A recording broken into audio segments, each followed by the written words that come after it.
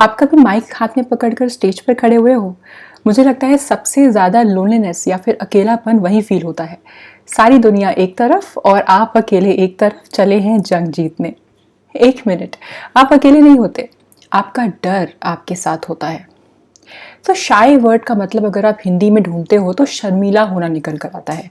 पर शाय होने का रियल मीनिंग होता है कि आप दूसरे लोगों के बीच में अनकंफर्टेबल फील करते हो। आप जो लोगों के बीच में बैठते हो तो कम या फिर बिल्कुल भी बात नहीं करते हो।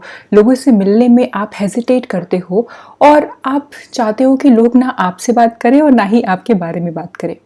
मैं शायद का मीनिंग इतनी क्लियरली इसलिए डिफाइन कर पा रही हूँ क्योंकि कुछ साल पहले तक मैं भी अपने आप को उस कैटेगरी में रखती थी। शाय होने की हाइट्स जो हो सकती हैं, मैं कुछ कुछ वैसी ही थी। तो स्कूल में जब मुझे स्टेज पर बुलाकर मेरे हाथों में माइक पकड़ा दिया जाता था तो मेरी बॉडी ऐसे कांपने लगती थी और मेरी शेकी आवाज़ से साफ समझ आता था कि मैं बहुत ज़्यादा नर्वस हूँ। मैंने एक्सेप्ट कर लिया था कि माइक और स्टेज मेरे लिए नहीं बने हैं, उनसे मेरी दोस्ती कभी नहीं हो सकती। सो कॉलेज पूरा होने तक यही चला। जब भी माइक पर बोलने की बात होती थी तो मैं वहाँ से चुपचाप निकल लेती थी क्योंकि ताकि मैं चाहती थी कोई मुझे कंसिडर ही ना करे उस चीज़ के लिए। पर फिर मैंने जॉब स्टार्ट किया एज अ टीचर।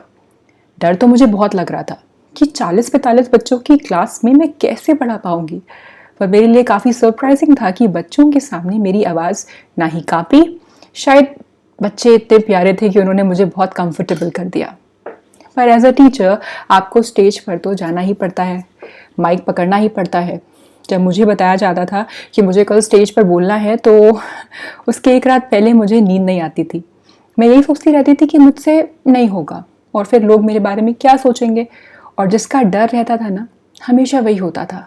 फिर से वही ट्रेम्बलिंग होती थी, वही बहुत ज़्यादा नर्वस सी आवाज़। और बुरा तो मुझे पहले भी लगता था, और पहले मैं स्टूडेंट थी ना तो फिर भी एक्सेप्टेबल था। पर अब मैं टीचर थी, मेरे स्टूडेंट्स होते थे वहाँ पे, उनके पेरेंट्स होते थे, मेरे कोलीग्स, प्रिंसिपल, हर कोई वहाँ होता था जो मुझे देखते थे। तो अब मुझे और भी ज़्यादा बुरा लगता था क्योंकि माइक पकड़ते ही मैं सब भूल जाती थी और मेरी सांसें तेज हो जाती थी। ऐसा लगता था मेरा दिल उछल कर बाहर आ जाएगा और मैं वेट करती थी कि कब ये स्पीच ख़त्म हो, मैं कुछ भी बोल दूँ और मैं स्टेज से भाग जाऊँ। I was so scared of public speaking.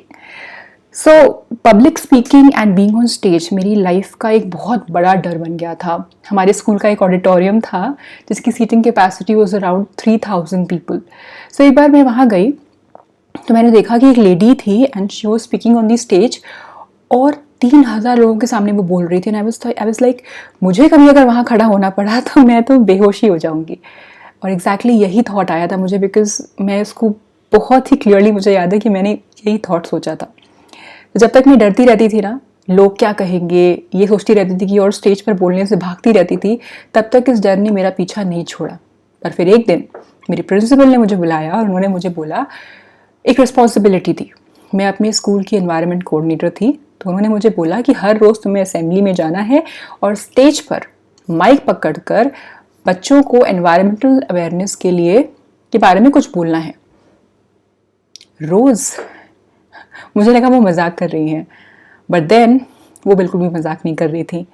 अब प्रिंसिपल को कोई मना तो नहीं कर सकता है, और उस बात का स्ट्रेस पूरे दिन और पूरी रात मुझे रहा। एंड आई फेल्ट, यार अब तो रोज़ बोलना है तो क्या मैं रात को सो ही नहीं पाऊंगी। But then I started the next day. पहले दिन बोला, नेक्स्ट डे बोला, डर वैसे का वैसा रहा। एक हफ्ते ऐसे ही चला, पर फिर कुछ बेटर हुआ। जब मैं स्टेज से उतर कर आती थी ना बच्चों को एड्रेस करने के बाद, तो मेरे कोलीग्स मुझे अप्रिशिएट करने लगे, प्रिंसिपल मैम मुझे अप्रिशिएट करने लगी, एंड आई कुड सेंस कि कुछ तो बदल रहा है। धीरे धीरे I started enjoying speaking on stage. मैं हमेशा अपनी स्पीच प्रिपेयर करके जाती थी और बहुत अच्छे से उसे डिलीवर करती थी। I knew I was improving. So after some time my new principal she said कि मुझे स्कूल में होने वाले एक इवेंट के लिए कंपेयरिंग करनी है। कंपेयरिंग इन द सेंस, जब कोई इवेंट हो रहा होता है, उसके प्रोग्राम्स होते हैं, तो इंट्रोड्यूस करना होता है। I mean somebody who takes the event further, वो कंपेयर होता है। तो I was doing the compering. This means कि speaking in front of a few hundred people. पर तब तक मुझे कॉन्फिडेंस आ चुका था, तो वो इवेंट भी अच्छे से हो गया। But then came the master of the moments. याद है वो 3000 कैपेसिटी का ऑडिटोरियम? हमारा स्कूल एक इंटरनेशनल इवेंट होस्ट कर रहा था, विच मेंट thousands of people, dignitaries, बाहर के स्कूल्स के स्टूडेंट्स, उनके टीचर्स, प्रिंसिपल्स, मैनेजमेंट और ना जाने कौन कौन. And my principal ma'am said that you will compare the event. This was big. I still remember event कुछ 5 बजे शुरू होने वाला था और मैं 4 बजे ऑडिटोरियम में पहुंच गई. सो माई प्लान वॉज कि जो भी नर्वसनेस, ट्रेम्बलिंग होना है वो 1 घंटे में सेटल हो जाए ताकि 5 बजे तक मैं सेटल हो जाऊँ और कुछ डर ना आए जब मैं बोल रही हूँ. तो वहाँ ऑडिटोरियम में बैठे बैठे अपनी स्पीच को बार बार पढ़ते पढ़ते I was waiting for the fear to seep in. लेकिन 5 भी बज गए, मैंने कंपेयरिंग शुरू भी कर दी और फिर ख़त्म भी कर दी, पर कुछ हुआ ही नहीं. And I was so pleasantly surprised. और उस दिन जब मैं हज़ारों लोगों के सामने स्टेज पर खड़े होकर बोल रही थी, that felt like one of the biggest achievements of my life.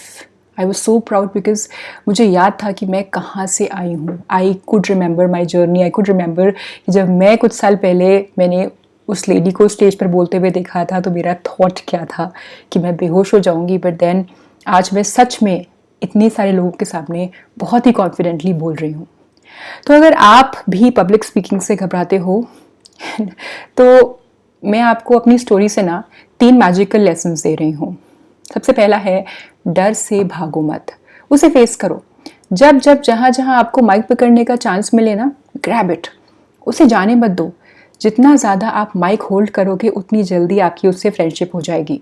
Stage पर जाने से पहले हमेशा एक बार आंखें बंद करके अपने आप को माइक पर कॉन्फिडेंटली बोलते हुए इमेजिन करो, पूरी फीलिंग के साथ. उस खुशी को फील करो, उस प्राउड को फील करो जो आपको फील होगा जब आप स्टेज पर बहुत ही खुशी खुशी अच्छे से अपनी स्पीच डिलीवर कर रहे होगे.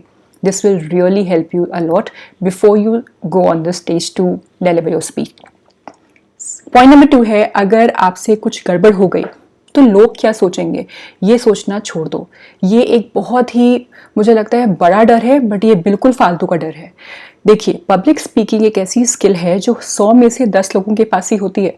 सिर्फ 10 लोग होते हैं 100 में से जो स्टेज पर जाकर के कांपते नहीं हैं और बहुत ही अच्छे से अपनी बात को कह देते हैं. सबको डर होता है. मेरे साथ एडवांटेज ये था कि मैं लकी थी कि मेरे आसपास हमेशा पॉजिटिव लोग थे जो मुझे अप्रिशिएट कर रहे थे. हो सकता है आपके साथ ऐसा ना हो सकता है आपके पास नेगेटिव लोग हों, तो आप उन्हें सिर्फ इग्नोर कर सकते हो. और अगर उससे भी नहीं हो रहा है तो जस्ट टेल देम कि उन्हें भी माइक पर बोलना ट्राई करना चाहिए. अपने आप सबको असलियत समझ में आ जाएगी. और नंबर 3 है, इट टेक्स टाइम. मुझे लगभग 2 साल लगे 40 स्टूडेंट्स के क्लासरूम के सामने बोलने से लेकर हज़ारों लोगों से भरे ऑडिटोरियम में बोलने तक. तो अपने आप को समय दो, अपॉर्चुनिटीज़ मत छोड़ो. जब आप किसी काम को बार बार करोगे ना और इसमें अच्छा बनना है ये सोचकर करोगे तो समय के साथ डर तो ख़त्म ही होगा, आप उस काम में बेस्ट बन जाओगे. तो ये थी मेरी एक शाय गर्ल से कॉन्फिडेंट वुमन बनने की story. I wish and I hope कि आपकी एक कॉन्फिडेंट पब्लिक स्पीकर बनने की स्टोरी मेरी तरह बहुत ही अमेजिंग हो. मेरी स्टोरी सुनते वक्त कुछ फील हुआ हो तो कमेंट में मुझसे ज़रूर शेयर करना. I would love to know about it. Video helpful लगा हो तो मेरे चैनल को सब्सक्राइब कर देना और बेल आइकन प्रेस कर देना. और अगर आपको लगता है कि ये स्टोरी आपके किसी फ्रेंड को भी सुननी चाहिए तो ज़रूर शेयर करना. I will see you in the next video. Thanks for watching.